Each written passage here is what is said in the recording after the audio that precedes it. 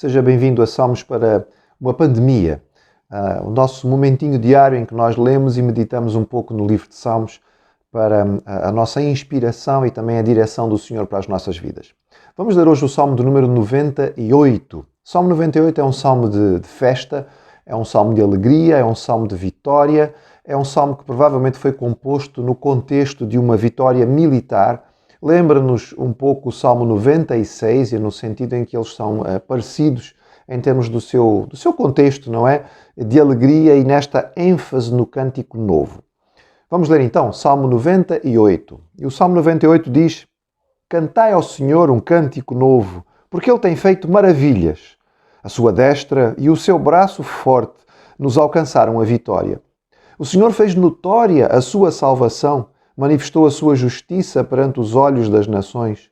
Lembrou-se da sua misericórdia e da sua fidelidade para com a casa de Israel. Todos os confins da terra viram a salvação do nosso Deus. Celebrai com júbilo ao Senhor todos os confins da terra. Aclamai, regozijai-vos e cantai louvores. Cantai com harpa, louvores ao Senhor, com harpa e voz de canto, com trombeta e ao som de buzinas, exultai perante o Senhor que é Rei. Ruja o mar e a sua plenitude, o mundo e os que nele habitam. Os rios batam palmas e juntos cantem do júbilo os montes, na presença do Senhor, porque Ele vem julgar a terra. Julgará o mundo com justiça e os povos com equidade. O salmo é um salmo, então, de fogo de artifício. Alguns salmos nós os classificamos assim, porque são salmos de pura alegria, não há aqui pedidos, não há lamentações, não há reclamações, não há choro, não há sequer um pedidozinho ao Senhor. É apenas satisfação e alegria e louvor. E repetimos, este salmo provavelmente é um salmo composto no contexto de uma vitória. A ideia aqui de cântico novo tem muito a ver com isto. No mundo antigo, os reis normalmente tinham poetas, músicos, bardos, não é? Trovadores, que serviam para compor versos ou cânticos que pudessem guardar as suas grandes vitórias. Lembramos que livros eram coisas raríssimas, não é? Escrever era difícil, não havia como guardar as coisas. E então as duas formas principais pelas quais provavelmente eram guardadas os grandes feitos eram os reis mais poderosos, digamos assim, faziam monumentos. E então nos monumentos as coisas eram preservadas de uma forma especial. Ficavam talhadas ou por um baixo relevo ou por alguma coisa escrita, e nós encontramos algumas estelas, alguns obeliscos do passado que nos falam disto. Mais fácil era ter realmente uma poesia sendo composta, uma música, que então era cantada, repetida, e desta forma se guardava às gerações e se contavam as coisas. Quando havia uma nova vitória, havia um cântico novo, havia que contar alguma coisa nova daquilo que o rei tinha vivido. E aqui a ideia é esta: cantai ao Senhor um cântico novo, porque Ele tem feito maravilhas. O Senhor tinha dado uma nova vitória ao seu povo e havia que contar a respeito daquilo que Deus tinha feito.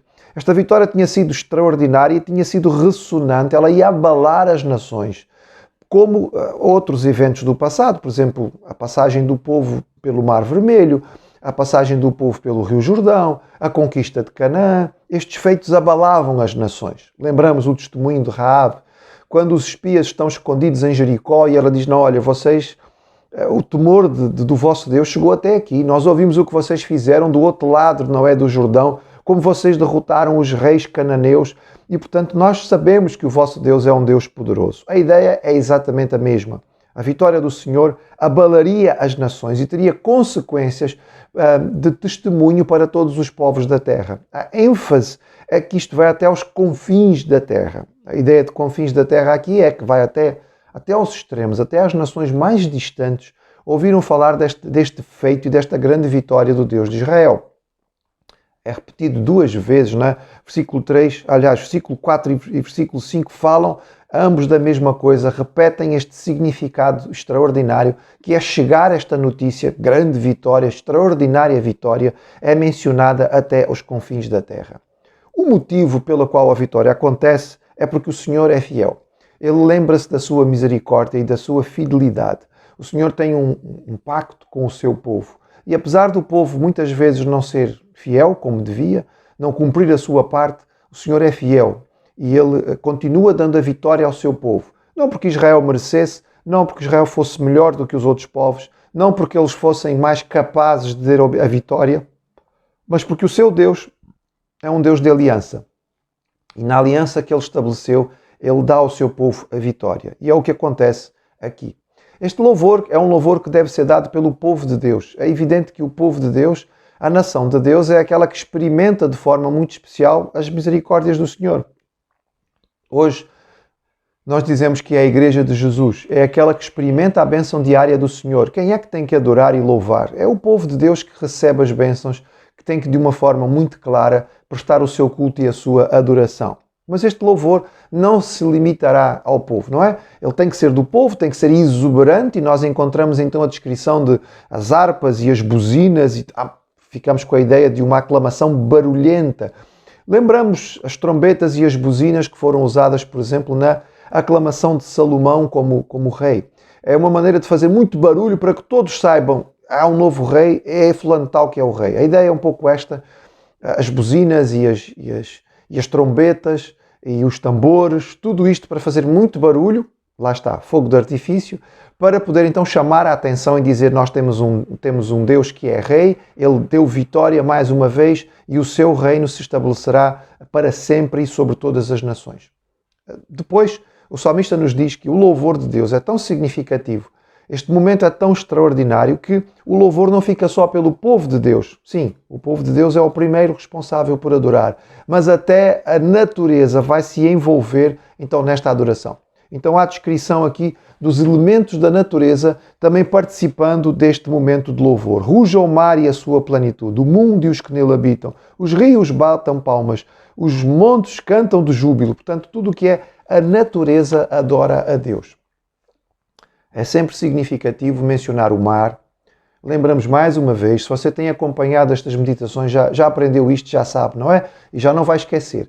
O mar era um elemento estranho para os judeus, o mar era símbolo de caos, era símbolo das forças contrárias e anárquicas que queriam rebelião contra o Senhor. E quando nós lemos que o próprio mar participa da adoração a Deus, significa que o Senhor submete tudo o que possa existir à sua volta, mesmo aquilo que possa ser considerado muito forte e muito poderoso, é submetido pelo Senhor, e até o mar canta, digamos, em adoração a Deus.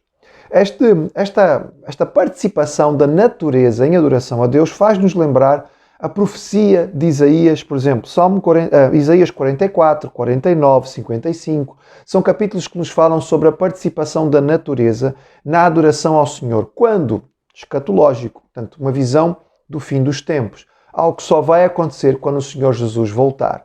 Então, novamente, temos um salmo que nos fala não somente daquilo que é o presente, mas daquilo que é o futuro e que ainda nem aconteceu, quando finalmente o Senhor vai ser aclamado por todas as nações. E a própria natureza, tendo experimentado o efeito da salvação que a alcança, porque o nosso pecado contaminou a natureza, a nossa salvação também vai acabar por abençoar a natureza, e então a terra inteira e todo o universo clama para adorar o Senhor. Esta visão escatológica final nos fala sobre um Deus que vem e um Senhor que vem para julgar a terra. O Senhor Jesus não vai vir mais como servo sofredor.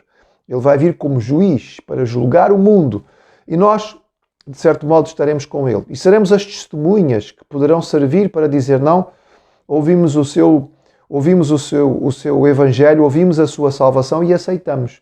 Se não aceitaram, deviam tê-lo feito. É a vossa falha, é a vossa culpa.